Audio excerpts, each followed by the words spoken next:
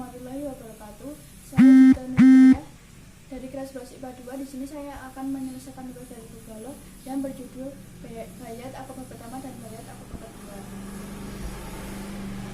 Pada awal tugas kenabiannya, gangguan dan penyiksaan dari para kaum Quraisy di Mekah semakin merajalela. Nabi Muhammad dan umat muslim selalu dijadikan bahan ejekan, dihina, ditindas, serta dicari kelemahannya. Karena itu Nabi Muhammad beranggapan Mekah tidak lagi dapat dijadikan sebagai pusat berdakwah. Kemudian Nabi mengunjungi berbagai tempat seperti Taif. Di sana beliau juga dimusuhi sehingga tidak dapat berdakwah. Nabi Muhammad kemudian berusaha mendekati para pendatang di Mekah ketika musim haji tiba, sehingga ada dua suku yang mau menerima ajakannya. Keduanya adalah suku Aus dan Kharaj yang berasal dari Yatsrib, Madinah. Mereka menerima ajakan Nabi karena telah memahami ajaran tauhid dan juga seringkali mendengar cerita tentang Nabi dari orang-orang Yahudi. Jumlah kaum ini yang masuk Islam sebanyak lebih dari 6 orang dan menjadi awal dari banyak penduduk Yatsrib yang bersedia masuk Islam. Sejarah perjanjian Aqabah mendapatkan namanya dari bukit Aqabah yang dijadikan tempat bayat kepada Nabi.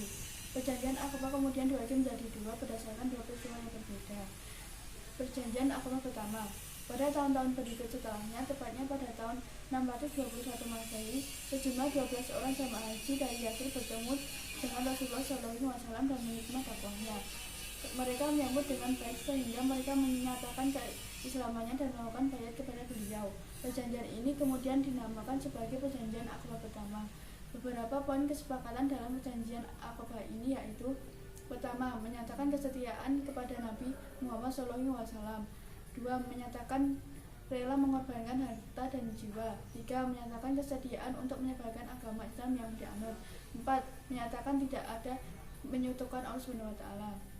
5. Menyatakan tidak akan membunuh. 6. Menyatakan tidak akan melakukan perbuatan curang dan dusta. Bayat pertama disebut sebagai bayat wanita karena tidak melibatkan peperangan kecuali terjadi pada pikiran setiap orang, serta dilakukan pembinaan akidah dan pikiran. Sebagai strategi pengembangan Islam di Yatsrib, Nabi mengirim Mus'ab bin Umar untuk bergabung dengan rombongan yang pulang ke Yatsrib. Tujuannya untuk membantu penduduk Yatsrib untuk menyatakan keislamannya untuk menyebarkan agama Islam di sana.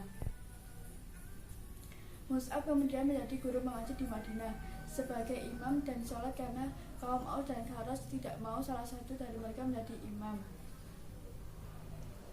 Perjanjian Aqabah kedua. Sejarah Perjanjian Aqabah kedua pada 622 sebelum Masehi dilakukan oleh Nabi Muhammad SAW terhadap 73 orang pria dan 2 orang wanita dari Yatsrib di waktu tengah malam. Kedua wanita tersebut bernama Nasi'ah bin Ka'ab dan Asma bin Amr.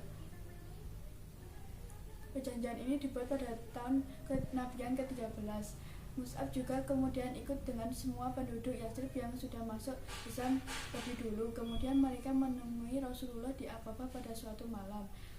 Nabi datang bersama pamannya Al-Abbas bin Abdul Muthalib. Al-Abbas ketika itu belum masuk Islam, namun ia ingin meminta jaminan bahwa keponakannya yaitu Nabi akan selamat dan aman kepada orang-orang Yatsrib tersebut. Isi pada perjanjian Aqabah kedua adalah: pertama, kesiapan penduduk Yatsrib untuk melindungi Nabi Muhammad SAW. 2. Keikutsertaan penduduk Yatsrib untuk berjuang dengan harta dan jiwanya. 3. Penduduk Yatsrib akan ikut memajukan orang Islam dan menyiarkan agama kepada sanak saudara mereka. 4. Kesiapan para penduduk Yatsrib menerima segala risiko dan tantangan. Setelah melakukan baiat sebagai bagian dari sejarah perjanjian Aqabah, Nabi Muhammad kemudian ke Mekah untuk terus berdakwah, namun diganggu oleh kaum musyrik. Nabi kemudian memerintahkan hijrah ke Yatsrib, baik sendiri maupun berkelompok. Mereka kemudian berhijrah dengan diam-diam agar kaum musyrik dan tidak mengetahui kepindahan orang tersebut. Orang pertama yang berhijrah adalah Abu Salamah bin Abdul Asad dan Mus'ab bin Umair. Juga Ahmad bin Abdul, kemudian Bilal bin Rabah, Sa'id bin Abi Waqqas, Ammar bin Yasir dan Umar bin Khattab menyusul dalam rombongan berjumlah 20 orang. Sekian yang dapat saya sampaikan, semoga bermanfaat. Wassalamualaikum.